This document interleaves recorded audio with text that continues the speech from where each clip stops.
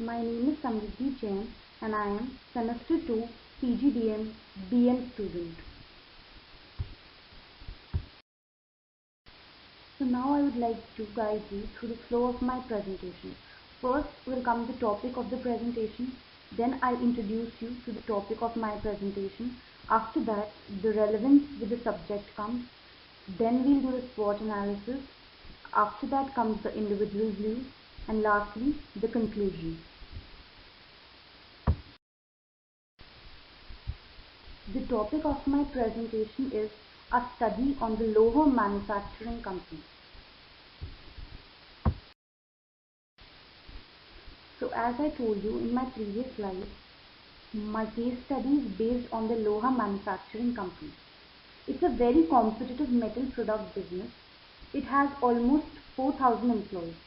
Because of the similarity in the product design and the competitive price with those of its competitors, it usually maintains its sales by emphasizing on quality and service.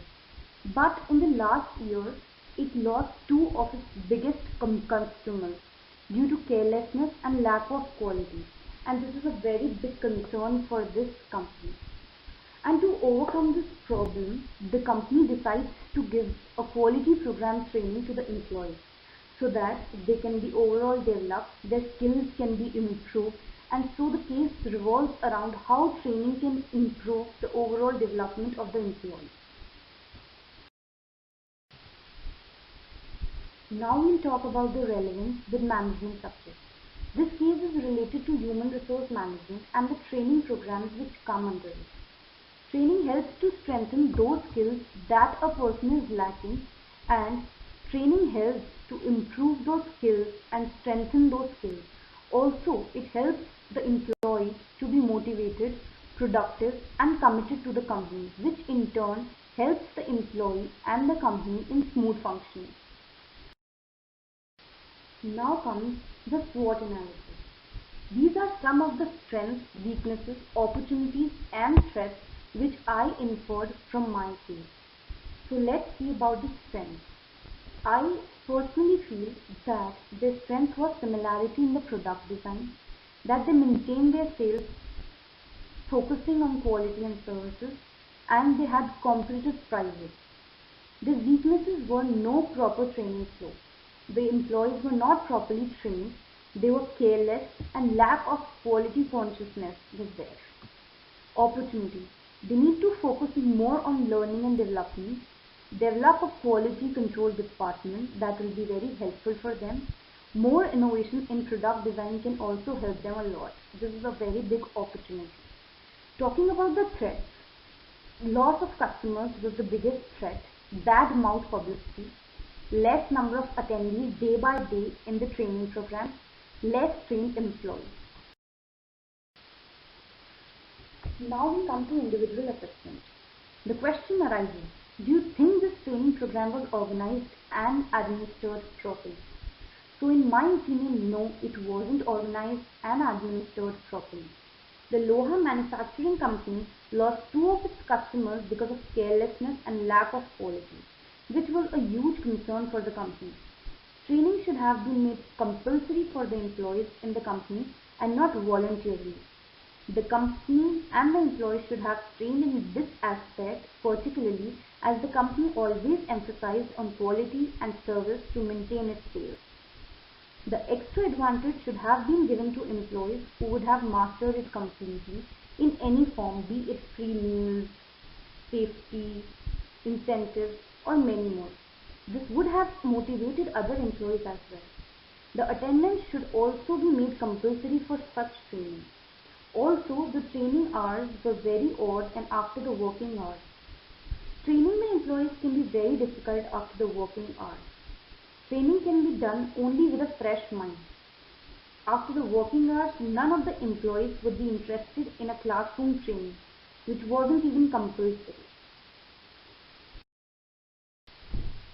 So according to my point of view, the training hours should be within the working hours and not after the working hours gets over.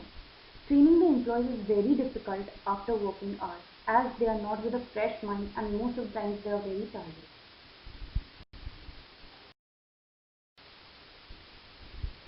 Now comes our next question. Are there any other training methods that could properly have been used? According to me, yes. Rather than classroom training, on-the-job training and other off trainings would have been more successful in this case. Classroom training after a point becomes very monotonous and boring, and also employees do not feel like attending it after a certain point. Even it doesn't give a practical view of the topic. Some of the other training methods that could have been used here are committee assignment, program instruction, and simulation. As I talk about committee assignment, a group of employees are given an actual organizational problem here. Employees are asked to find the solution for those problems. While solving the problem as a group, the trainees develop team management skills, interpersonal skills, communication skills, problem solving skills, leadership skills, and many other skills which are not mentioned here. Problem solving skills, leadership skills, these methods would have made sure that all the employees across the organization are on the same page. Also, if all the employees are trained, chances of mishappening get reduced. The next training method is program instruction. The trainee is given a series of questions that he or she studies the relevant material required for the accomplishment of the job. After the trainee answers the question, he or she gives the immediate feedback whether it's right or it's wrong. If the answer is incorrect, then he/she would refer back to the material again. This particular method would have been made the retention check part easier and also would have underlined the problematic phases. Now the next training method that is here is simulation. The trainee is exposed to an artificial work situation that closely resembles to the actual work situation. The types are case exercises, experimental exercises, computer modeling, vestibule training, role playing.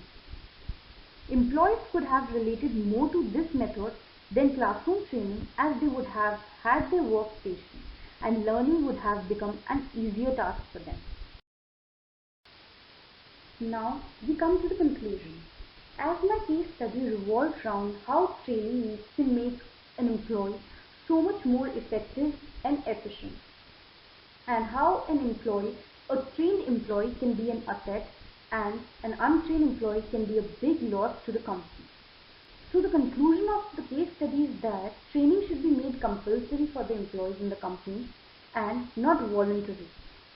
Training methods like committee assignment, program instruction, and simulation should be adopted as we discussed in the previous slide, and it is better than classroom training. The extra advantage should have been given to employees who would have attended it regularly and have mastered it completely to make them feel more motivated and so that others could see them and join them. Also, one of the most important thing is that training should be done in the working hours so that people shouldn't feel tired and people feel like attending it daily whenever the training takes place. Thank you so much.